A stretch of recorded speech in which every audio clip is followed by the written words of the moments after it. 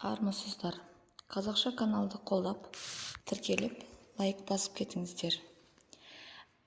Беташар 2 бөлім.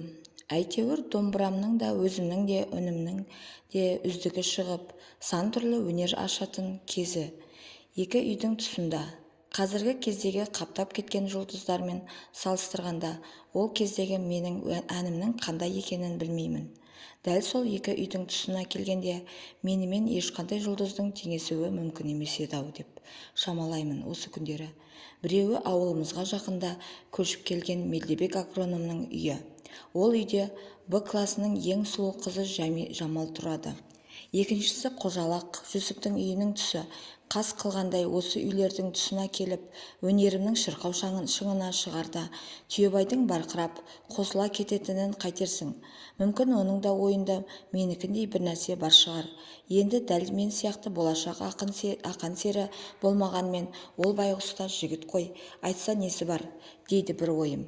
Жігіт болса дұрыстап айтпай ма әнін, барқырап, кесіге кесірін тигізбей, деп өршеленеді екінші ойым. Әйтеуір сол үйлердің тұсына келгенде, осы иттің үнін өшіріп, өзімнің жеке дара үніммен жүректегі сезімімді үздіге шырқаудың реті келмей-ақ жүрді. Бір күні соның сәті түсті. Ауылдық кешкілік кезекті тегін концертімізбен қарық қылып келе жатқанбыз. Өзім жақсы көретін тұсқа жақындағанда, көңілімнің шалқып, шабыты таси бастайтыны бар. Айгүл де сыртта жүр екен. Сол сәттегі көркіне көзім түскенде, ән айту былай тұрсын, ит боп үріп жылқы боп кісінеп кетуге де бейіледім.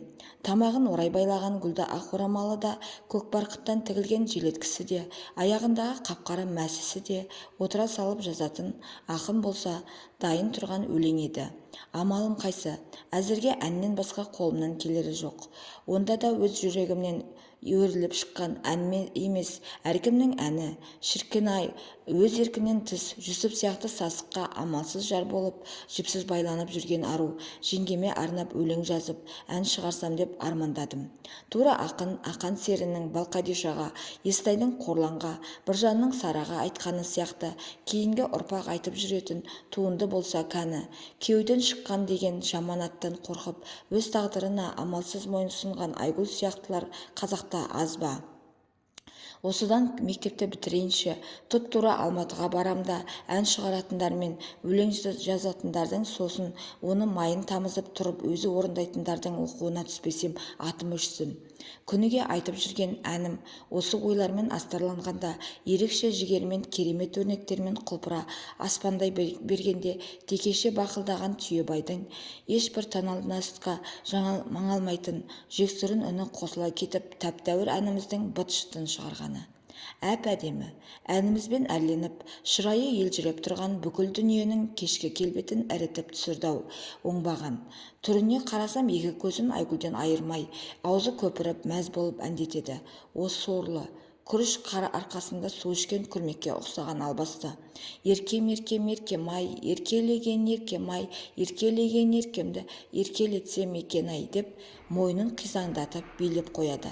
Зығырданымның қайнап кеткені соншалық, шертіп келе жатқан домбырамды да, шырқап келе жатқан әнімді де бірден тоқтаттым. Ең қызығы, жанымдағылардың бәрі келісіп алғандай, үндерін жиып ала қойды. Жалғыз Түйебай Айгүлге қараған қалпы барқырап кете берді. Өзі мәз, неге тоқтап қалдыңдар, маған қосылмайсыңдар ма дегендей қолын ербеңдетіп бізге дирижерлік жасап қояды. Қашанғы барқырасын, тоқтады бір кезде. Тоқтан суырылған радио құсап, ерк деп. Бәріміз қыран-топан болдық. Сонау алыста тұрған Айгүл де күлді. Оның күлгеніне қарап-ақ мен мәз болдым. Демек, оның бізді тыңдап жүргені ғой, біздің әнімізден ол жанына жұбаныш табатын болғаны ғой. Ендеше бұдан былайғы мен әнімді тек саған арнайтын боламын, Айгүл, дедім, іште ерекше еміреніп. Осы бір әсермен тұрып жатқанда ғана үйренген осы тұрғандардың ешқайсысы әлі біле қоймаған еді. Ақырын ғана шырқай жөнелдім. Желсіз түнде жарық ай, сәулесі суда дірілдеп, ауылдың жаны терең сай, тасыған өзен күрілдеп. Маңайымдағы жігіттердің бәрі әнді білмей, соншалықты беріліп тыңдады. Әйтпеске амалдары да жоқ еді. Ұлы Абайдың жүрек сырын арқау еткен осы әнде Айгүлге арнаған көлемі еш нәрсемен өлшенбейтін ұланғайыр сырларым бар еді. Амалсыз аттаған ақ босағаның тұтқыны болған жас арудың жанына алданыш болып шуағын төксе екен бұл ән деген ниет бар еді кеудемде. Әнді аяқтағанымда маңайымдағы жігіттер қол шапалақтап жіберді. Түйебайдың сілекейі шұбырып кетіпті. Анадайда тұрып тыңдаған үлкендер де ризашылық білдіріп жатты. Мен сығалап көзімнің астымен Айгүл тұрған жаққа қарадым. Жүрегім езіліп кеткендей болды. Манадан бері ошақ маңында бір қырындап әлденені тынымсыз жуып жатқан сияқты болған Айгүлдің жанары жасқа толып ақ кеткен екен.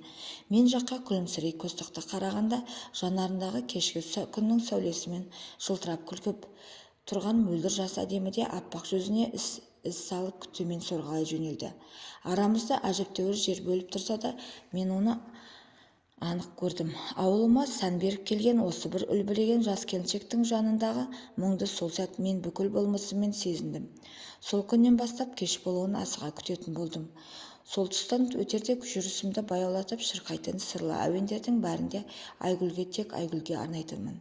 Жылдар өтті. Мен өзіме сол кездегі іштей берген сертімде тұрдым-ау деп ойлаймын. Мектептен соң өнер академиясына түсіп, артистік мамандықты игердім. Сахнада спектакль кейіпкерлерін сомдай жүріп, баяғы әнші болсам деген арманыма да қол жеткіздім. Поэзиялық спектакльдағы рөліме арнап атақты композиторлар ән жазды. Гитарамен өз сүйемелдеп орындайтын сол әндерді де тек сахнадан ғана емес, республикалық телеарнадан орындадым. Әрине, сомдаған кейіпкерінің жан дүниесіндегі болып жатқан сезімдерді әніне қоса шырқағанда тыңдаушыңды орындаушылық шеберлігімен баурап алудың жөні бір бөлек. Күн сайын орындалатын сол әндердің өн бойын режиссер қиялына сіңірген мақсатпен орындай беруде кейбір кездері мүмкін емес. Үнемі бір шығарманы орындай беруде жалықтырады ғой. Сондай сәттерде сезімімді оятып, әніме әр беретін ерекше бір шабыт қазынам. Соны балауса шағымда әнімді елжірей тыңдап тұрған қиялымдағы Айгүлдің нұрлы жүзі, мұңды көзі болатын. Сіздерге бәлкім бұл ертегі сияқты қияли жанның өмір шындығынан тыс санасында өзі жасап алған бос әңгімесіндей көрінер. Ал мен үшін ол мына кішкене ғана ғұмырымның әдемі ақиқаты.